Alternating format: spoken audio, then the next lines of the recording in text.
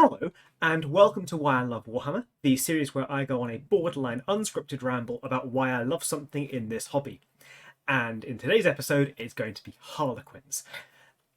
Now, officially, Harlequins have been reabsorbed back into the Eldari or Eldar, but I still think they're distinctive enough to talk about separately because I love the clowns as a separate faction, and B, the Eldari have a set of gods that they worship in the lore, whereas the Harlequins, they've got a different thing going on. They've got the laughing gods, Sigorak, I think it's pronounced, whereas the Eldari, depending on which particular group you're dealing with, they're either just trying to avoid She Who Thirst, aka Slanesh, or they've got Iniad to kind of worship with the Inari. But I really like Harlequins. I just think they're really cool. I started with Harlequins when as just a kill team for that skirmish game rather than the full-size army game, and then I went a bit nuts. So and this was combined with a color scheme that the Warhammer official channel had posted for painting ghost armies. I thought it would look cool for a kill team, maybe not for a full-scale army. So I painted up my first batch of Harlequins, of Troupes and Troupe Masters, to have this kind of ghost aesthetic, using that official colour scheme. When I decided to branch it out into a full army, I had a couple of ideas I toyed around with. So this is the first unit, the Troupe, and this is one of my Troupe models painted up with the diamonds on the leg. And I just think these guys are really cool. I love the patterns of them. I love how strong they are in the lore. I've never played a full scale like 1,000 or 2,000 point game with Harlequins. I've only played kill team with them. So in terms of how strong they are in kind of tournament scene, in terms of gameplay, I don't have a strong opinion about that. But I like that in lore they are insanely powerful. They are so the Adeptus Custodes are like the best of the best of the best of the best of the best for the Imperium. They guard the God Emperor of mankind himself, and they are ridiculously powerful. We're talking if these aren't the exact numbers, but if a guardsman from the Imperial Guard, you got one of them, well, 100 of them would make like one Space Marine, and then like 100 Space Marines makes one Custodes, and that's a bit inconsistent from tabletop to lore and who's writing it, but broadly speaking, that's how I tend to think of it. And the Harlequins are Eldari Custodes. Problem is, normally when you have these kind of best of the best of the best of the best of the best factions, they can be very chunky, which is really cool to the people who like that. But I love that these are the hyper elite, ridiculously specialized, but they're dainty, they're little elves, they're space elf clowns. And I like that dissonance. I like the dissonance between how strong they are, where they stand in the lore, and how dainty they are, how fragile they look. And additionally in the lore, so for the Thousand Sons of Sinch, they had the whole thing with the Black Library, and one of their big guys, Araman, is looking to find the Black Library so he can fix the Legion, make them not dust anymore, because that faction, at least for a long time, was canonically made of dust in armour. And the Harlequins just had access to the Black Library, which I think is just another thing that makes them weird and cool and specialised in a way that just feels really cool in the lore. But for the troops themselves, I think they're all positioned really well. They're really dynamic, and I think there's a lot of flavour to them, and I just think that's something special for them. Next is the old Troupe Master. This was the Troupe Master that I picked up from my cupboard. The leaders of these troops, I like the fact that you can play them as either the Troupe Master model as a warlord, which in modern 10th edition means that you can use your troop your Harlequin troops as battle line units and have more of them, or you can just incorporate them into the troop unit. And as long as you're open with the opponent that is the case, and you play honestly, I don't see that should be a huge issue. It's not like they're armed particularly differently, and I like this kind of I love the aesthetic of the Troupe Master. I really like the weaponry they have, and yeah, just the whole aesthetic of them. And I like to imagine these guys are dancing around the field and just laughing the whole time, because that's the joy. And again, in lore, different models, when they do these big dances to convey the legends and the mythos, the Troupe Masters, I think they play Siagorak themselves, and that's something cool. And just the idea that these guys have a role to play in these elaborate performances that they do is something really magical to me. The Shadowseer. You might notice that my Shadowseer is painted up a little bit differently. I also have the weapons magnetized. And that's because I wanted to get a good go at painting up the diamonds. Keep that in focus. And then even with the backpack, there's diamonds of 2 different colours on the back. But for the cloak, I went for this specific pattern that, if you don't know the reference, it's for if you don't know what it's referencing, then it's just a weird pattern. If you do know what it's referencing, if you thought, why is this guy painted up his models to have Akatsuki patterns, then congratulations, you're also a fan of that TV series. Otherwise, forget about it. The Shadowseers were actually one of my inspirations for wanting to get this army. I loved the idea of I found this thing online. I never purchased it, but it was a mirror sheen paint. Like, paint it on a surface and it creates a mirror. I thought it'd be really cool to paint this guy up to have their face in that paint. After a while, I kind of figured that it wouldn't show up so well and it wouldn't look quite as good as I was imagining it. So I just went with a classic, just went with silver. But it was something I thought was really interesting with the models. I love the way they look, and I really enjoyed trying to paint the stripes on the staff. I got 3 of these guys, and I did all sets of stripes, different colours. And again, that's something that was really fun. It was being able to do that variety. Next, Skyweavers. I got 6 of these, 3 boxes of 2. I just think these guys are neat. They've got an interesting set of weapons. I enjoy the look of them whizzing around the field. And they're surprisingly dainty. On the website, if you just see the pictures, you don't really fathom. You think they're going to be a lot bigger and chunkier than they are, but they're quite small, and that took me off guard. But I just think it's a cool. I love these kind of bolus weapons they've got. These kind of weird spikes on ropes going on. I like the blades. I just think they're really interesting. They're really interesting builds.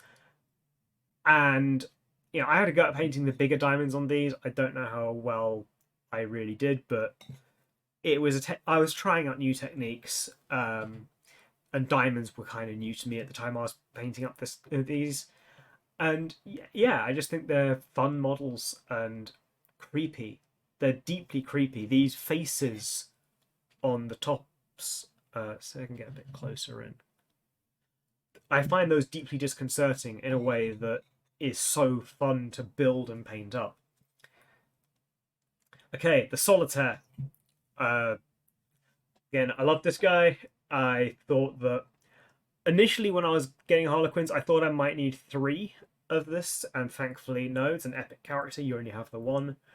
I love the fact, I love the role this guy plays in the lore. I love how ridiculously powerful he is. I like the idea of having just the Solitaire as like the final boss for a skirmish game, just him in the team. and that because the the stories are that he's powerful enough that that could work. I love the posing of him. I love how dynamic it is, and I love the hand weapon. He's got that. He's got claws in his hand like that. That I think is just really interesting to look at. And I like the horns things he's got going on. I think that's interesting. Yeah, he's just fun. One thing I like that I with Harlequins that I might not have liked with other models is the fact that so many of them are stood on these kind of fragments of ruins. In a horde army, that would really annoy me because I think that surely they can't all be on these things. But in an army like Harlequins that's so hyper elite, such a small model count, that it kind of works. Okay, Starweaver, the troop transport. It took me a while to warm to this as a model. I thought that I think because I'd seen a lot of complaints about Harlequins online, I felt like the Starweavers being one of the things that made them so hard to play against might might not be as fun. But I love the aesthetic of them. I enjoy paint. I enjoy anything that has this kind of the pilot inside with a with the clear plastic. I think that adds a level of depth. It makes it more fun to build because it kind of forces you to do kind of sub assemblies for it. They're fun to magnetize, so I can take off this gun, swap it out with a different gun. Similarly with the people, I can I can take off this guy at the side, and he just clips back in. And yeah, I just think that really I love magnetizing models. I really advocate for magnetization because if you're going to try and run, especially well, I'm the kind of person who likes to run for certain armies, which are Harlequins, Chaos Knights, and Necrons. I like to have at least one of everything in the what used to be referred to as what I used to call the Games Workshop non-Forge World range, but then since Games Workshop updated the website, just the non-specialist kit ranges. And the Harlequins, it felt achievable to have the full amount of it. So 3 of everything that you could have 3 of, 6 of everything you could have 6 of in the maxed out squads of them. And I didn't quite go all the way. I ended up with I've got 4, it's either 4 or 5 of the Voidweaver Starweaver combos. And I've got them magnetized to swap out at will. And so the Voidweaver as well. This is my one as magnetized up as a Voidweaver. Again, I think they're fun. I think they're interesting. And I just think that I'd like to call them underrated, but they are very overrepresented in Harlequin tournament lists. But I think outside of their tournament performance, I just think they're interesting models. I like the idea of these clown vehicles running around. Actually, going back to the Starweaver, can we just appreciate the clown car nature of it? It's a vehicle that contains a bunch of smaller clowns. I hope that's something that other people find amusing, not just me. But anyway, but yeah, the Voidweaver, I think it's a cool vehicle. It's powerful, and it's the same kind of good fun as the Starweaver. The Webway Gate. This is my Webway Gate that's been kind of in shot all video.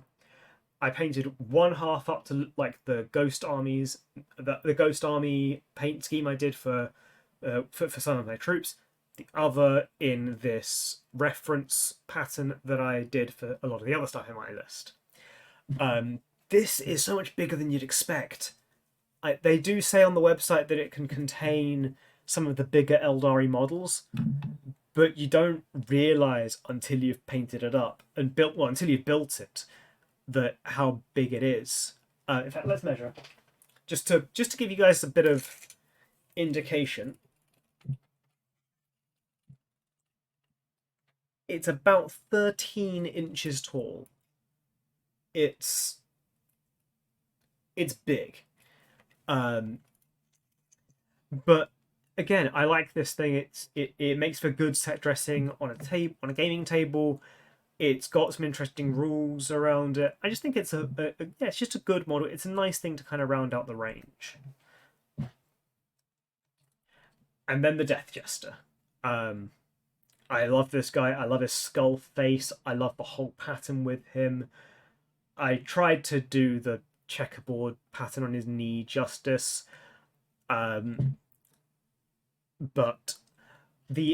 I've got 3 Death Jesters, and the one that I'm proudest of the paint job for is the one that goes in the box that I take when I play Kill Team.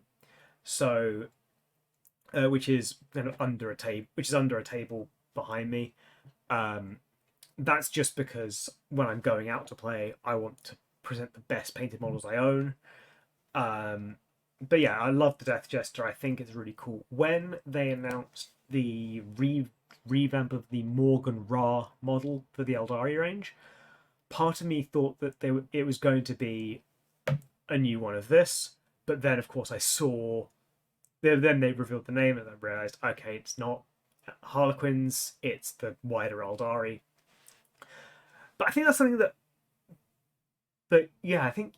and also, this guy's got amazing rules. That weapon he's got is something truly phenomenal. But I think that's really why I do love Harlequins the way I do.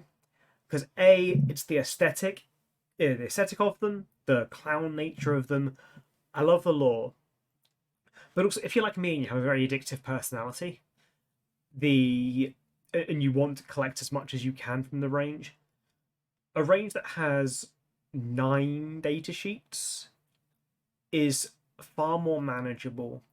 And if you can find a way to make the paint job, to find a color scheme and a way of painting it that works for you, it's a lot less pressure to play something with only 9 data sheets, and you don't feel like you're missing out. I feel like if one of my main armies were, say, Space Marines or Imperial Guard, which have these enormous ranges, there'd be a lot of pressure to build something that, to kind of buy the models to give you the most optimized list, whatever the meta becomes. With Harlequins, it's just Harlequins. You've got 9 data sheets, you get stuff from each of them. It's a far lower monetary investment, and it doesn't help that it doesn't hurt that they tend to do pretty well on tabletop as well. Like I say, that's not the main reason. Mostly, I like the idea of playing space clowns, space elf clowns, and that's fun. And really, that's what so much of this stuff is. Why do I love it? Because it's fun. Almost forgot. Comment question of the day is: what army do you have that for you was the greatest painting challenge, like the Diamonds of a Harlequin? And if you'd please do the YouTube stuff, the like, subscribe, notification bell, that would be brilliant. And if you want to share this with your friends or family or both, then that'd be amazing too. Thank you very much. Have a good day.